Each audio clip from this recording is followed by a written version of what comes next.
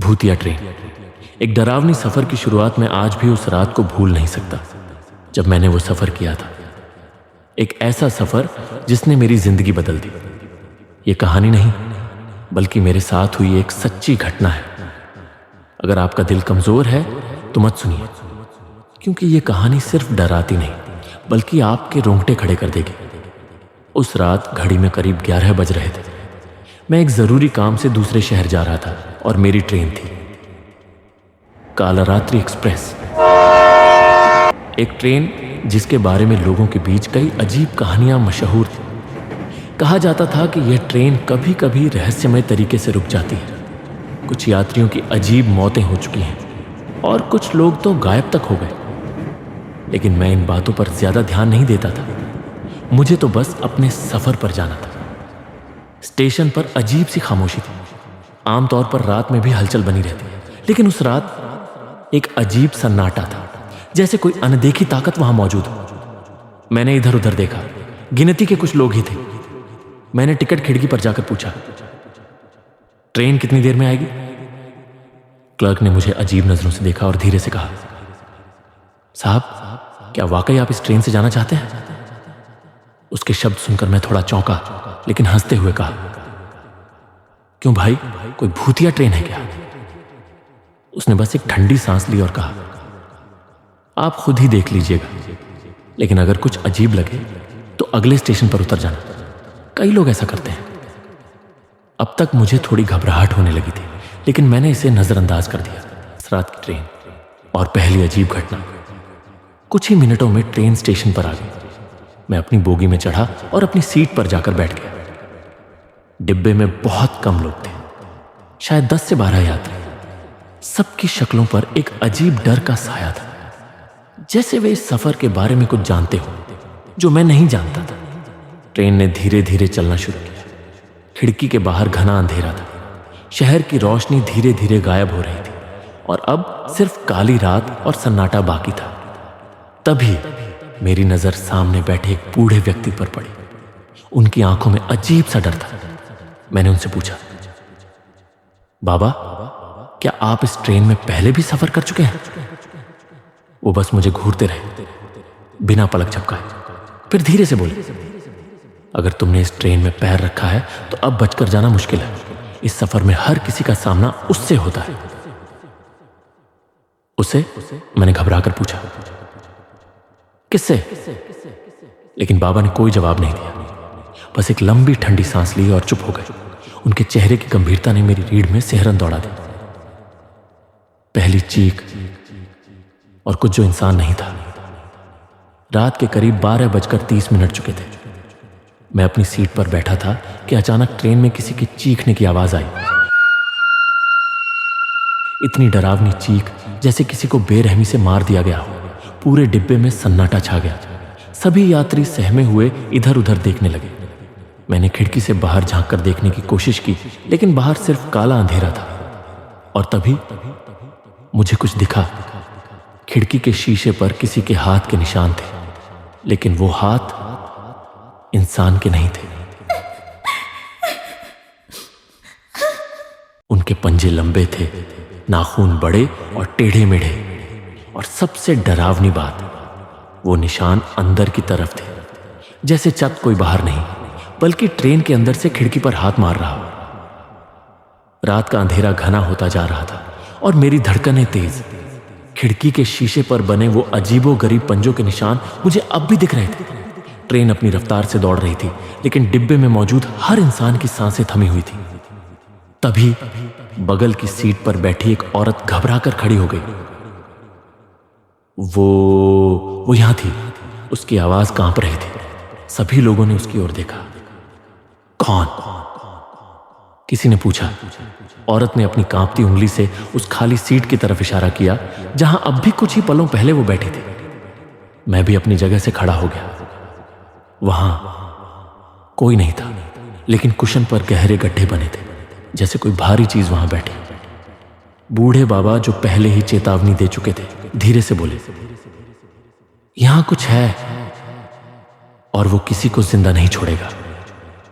Train का अचानक रुकना और एक लाश अचानक ट्रेन जोर से झटके के साथ रुक गई।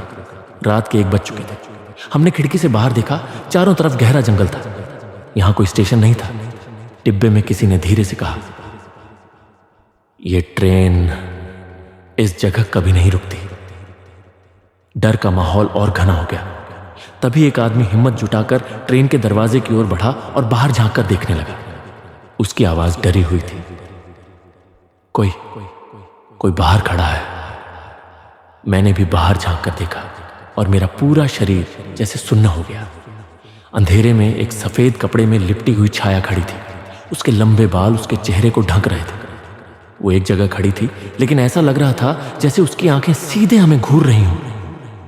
और अगले ही पल वो नस गायब हो गई। भीड़ में से किसी ने जोर से चिल्लाया, पीछे देखो। हमने पलटकर देखा, डिब्बे के फर्श पर एक लाश पड़ी थी। डिब्बे के फर्श पर पड़ी लाशन को देखकर मेरे पूरे शरीर में सिहरन दौड़ गई। बाकी यात्री भी खौफ से कांप रहे थे। ट्रेन के अंदर सन्नाटा था। सिर्फ इंजन की हल्की गूंज सुनाई दे रही थी। मैंने हिम्मत जुटाकर लाश के करीब जाने की कोशिश की। वो एक अमरदान का शव था, लेकिन उसका चेहरा पूरी तरह बिगड़ा हुआ था, जैसे किसी ने उसे बेरहमी से नोच डाला। उसकी आंखें खुली हुई थी और उनमें एक अजीब सा डर जमा हुआ था, जैसे मरते वक्त उसने कुछ बहुत भयानक देखा। तभी बूढ़े बाबा ने मेरे कंधे पर हाथ रखा और बोला, मैंने कहा था ना, इस ट्रेन में जो आता है वो जिंदा वापस नहीं जाता। मैंने कांपती आवाज में पूछा, लेकिन ये आदमी कौन था? हमने तो इसे पहले नहीं देखा था। कोई जवाब नहीं आया। तभी भीड़ में से एक आदमी धीरे से बोला, ये तो पिछले स्टेशन पर ट्रेन में चढ़ा ही नहीं था। सभी यात्री चौंक गए। लाश किसी अनजान की थी, जो ना तो इस ट्रेन का मुसाफिर था और ना ही किसी को पता था कि ये यहां कैसे आया। अचानक बंद दरवाजे और खिड़कियां। जैसे ही हम लाश के बारे में बात कर रहे थे, ट्रेन के दरवाजे अपने आप जोर से बंद हो गए। खिड़कियां भी एक अजीब सी तबाराम शक्ति से अंदर से लॉक हो गई। अब न तो हम ट्रेन से बाहर जा सकते थे और ना ही कोई मदद मांग सकते थे। तभी ट्रेन की लाइटें झपकने लगी। डिब्बे में सफेद पीली रोशनी बार बार चमक रही थी, जैसे बिजली कड़क रही हो। और फिर एक ठंडी डरावनी हंसी पूरे डिब्बे में गूंज उठी। वो हंसी इंसानी नहीं थी। उसमें एक अजीब खौफ था, एक दर्द था और सबसे ज्यादा उसमें मौत की गूंज थी। मैंने जल्दी से अपनी सीट पकड़ ली। बाकी यात्री भी एक दूसरे से चिपक कर बैठ गए।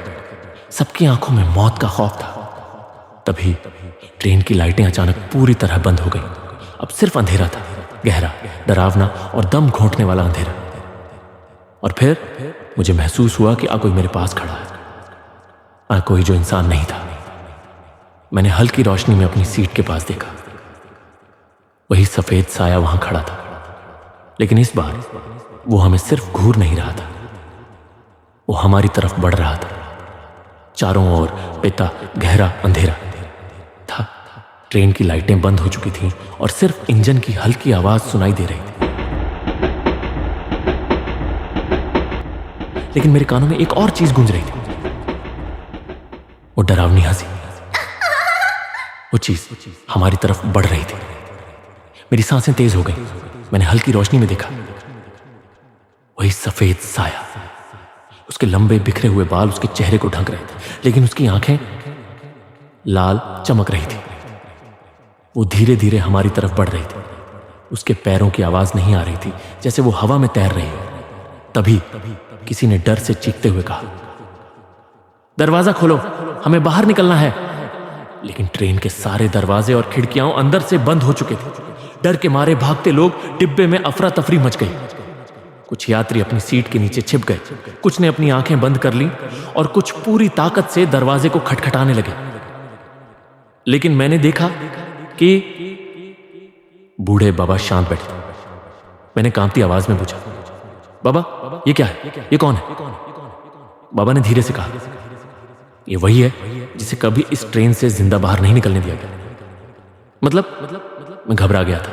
बाबा ने मेरी तरफ देखा और बोला, बहुत साल पहले इसी ट्रेन में एक लड़की की मौत हुई थी। लेकिन वो मौत नहीं थी, उसे मारा गया था। और जब से उसकी आत्मा इस ट्रेन से बंध गई है, तब से हर यात्री उसकी बंदी बन जाता है। साया और करीब आ गया। अब वो साया एकदम हमारे सामने था। उसकी सफेद चादर खून से भीगी हुई थी और उसके लंबे नाखून लाश की तरह सड़ चुके थे। तभी अचानक ट्रेन की लाइटें फिर से झपकने लगी और अगले ही पल लाश गायब हो गई। लेकिन उसकी जगह अब पीना वो सफेद साया मेरे ठीक सामने खड़ा था। उसकी घूरती हुई लाल आंखें मेरे चेहरे के सामने थी और उसके मुंह से धीरे धीरे एक आवाज निकली, अब तुम सब नहीं बचोगे।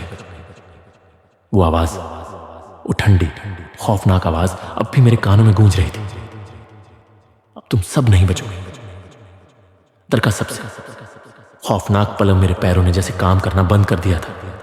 सामने खड़ा वो सफेद साया अब और भी डरावना दिख रहा था। उसकी आंखों की लाल चमक इतनी भयानक थी कि मैं एक सेकंड के लिए सांस लेना भी भूल गया।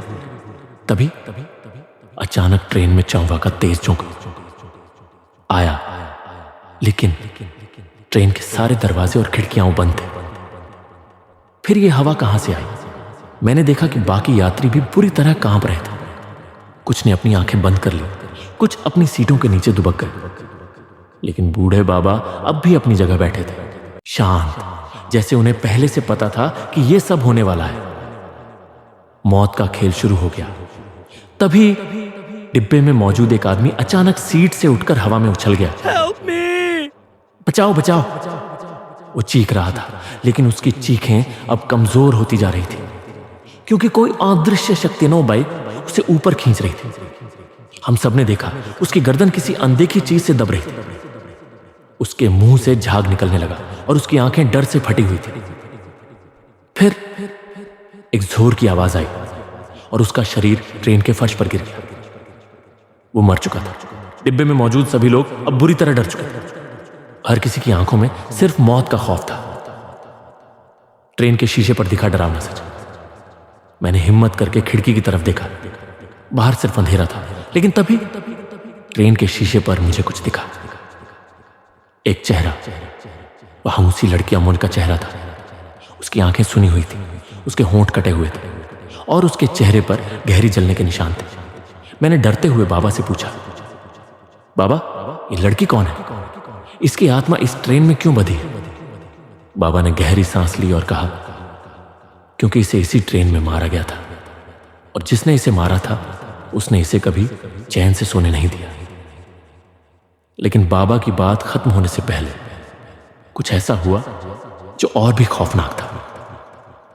ट्रेन की लाइटें फिर से झपकने लगी और अगले ही पल वो लड़की अब हमारे सामने खड़ी थी। लेकिन इस बार वो हमें सिर्फ डराने नहीं आई थी, वो हमें मारने आई थी। ट्रेन के डिब्बे में अब सिर्फ अंधेरा था। हर कोई घबराया हुआ था, कोई रो रहा था, कोई बड़बड़ा रहा था, लेकिन अब वक्त बहुत कम बचा था। वो लड़की अब हमारे ठीक सामने खड़ी थी। उसकी लाल जलती हुई आंखें हमें घूर रही थी। उसके चेहरे से खून टपक रहा था और उसके फटे हुए होंठ धीरे धीरे हिल रहे थे, जैसे वो कुछ कह रही हो। लेकिन अजायब अब उसकी आवाज नहीं थी, बस गहरी खामोशी और मौत का साया था। अरवी, आत्मा को मुक्ति देने का एकमात्र तरीका, बूढ़े बाबा ने कांपती आवाज में कहा। अगर इसे मुक्ति नहीं दी गई तो ये हम सबको मार डालेगी। मैंने घबराकर पूछा, बाबा हमें क्या करना होगा? बाबा ने कहा, हमें इसकी आत्मा को उस जगह ले जाना होगा जहां इसकी लाश को फेंका गया था। वहीं पर इसे शांति मिल सकती है। मेरे रोंगटे खड़े हो गए। लेकिन बाबा, ये ट्रेन कभी वहां नहीं रुकती। बाबा ने मेरी ओर देखा और कहा, आज रुकेगी क्योंकि ये ट्रेन अब इसकी कैद में है। और रन मौत की ट्रेन और आखिरी मौका ट्रेन अब जाड़ियों अचानक रुकने लगी। इंजन की तेज गड़गड़ाहट के साथ झटकों से ट्रेन की स्पीड कम होती गई। मैंने खिड़की से झांक कर देखा, हम बिल्कुल उसी जगह पर थे जहां कभी उस लड़की की लाश को फेंका गया था। डर के मारे मेरा पूरा शरीर सुन्न हो गया था। लड़की अब भी हमारे सामने खड़ी थी, लेकिन अब उसकी आंखों में क्रोध की जगह दर्द था। शायद उसे अपनी मुक्ति चाहिए थी। अंतिम संस्कार आत्मा का विदा लेना। बाबा ने झटपट अपने झोले से गंगा जल निकाला और लड़की की ओर बढ़ाया। उन्होंने मंत्र पढ़ना शुरू किया। ओम असतो मा सद्गमय तमसो मा ज्योतिर्गमय मृत्योर्मा अमृतम गमय। जैसे ही गंगा जल की बूंदें उसके ऊपर पड़ी, लड़की की आंखों से अब खून के आंसू बहने लगे। उसने धीरे से अपना मुंह खोला और पहली बार उसकी आवाज आई, अब मुझे शांति मिल जाएगी। बाबा की आंखों में भी आंसू थे। उन्होंने कहा, हाँ बेटी, अब तुझे कोई दर्द नहीं होगा, जा मुक्त हो जा। लड़की ने धीरे से अपनी आंखें बंद कर ली और फिर एक रोशनी की चमक के साथ वो गायब हो गया। आता रहा भूतिया ट्रेन, अब बस एक ट्रेन थी। अचानक ट्रेन की लाइटें वापस जल उठी, दरवाजे खुल गए, खिड़कियां अब पहले की तरह थी। यात्रियों ने एक दूसरे को देखा, सब जिंदा थे। हम सब ने राहत की सांस ली। ऐसा लग रहा था जैसे कोई भारी बोझ हमारे दिल से उतर गया। बाबा ने मेरी ओर देखा और कहा, अब ये ट्रेन बस एक आम ट्रेन बन गई है, अब यहां कोई नहीं मरेगा। अंतिम सफर एक रहस्य बनकर रह गया। ट्रेन ने फिर से अपनी गति पकड़ ली। हम सब ने राहत की सांस ली, लेकिन जैसे ही ट्रेन अगले स्टेशन पर पहुंची और मैं उतरने लगा, मुझे लगा कोई मुझे देख रहा है। मैंने खिड़की से झांक कर देखा और वहां या कोने में खड़ी वही लड़की हल्का सा मुस्कुरा रही थी। फिर एक पल में वो एक पैंग गायब हो गया। क्या वो सच में मुक्त हुई थी या फिर वो अब भी इस ट्रेन में थी? काल रात्रि एक्सप्रेस की यह कहानी आज भी रहस्य बनी हुई है।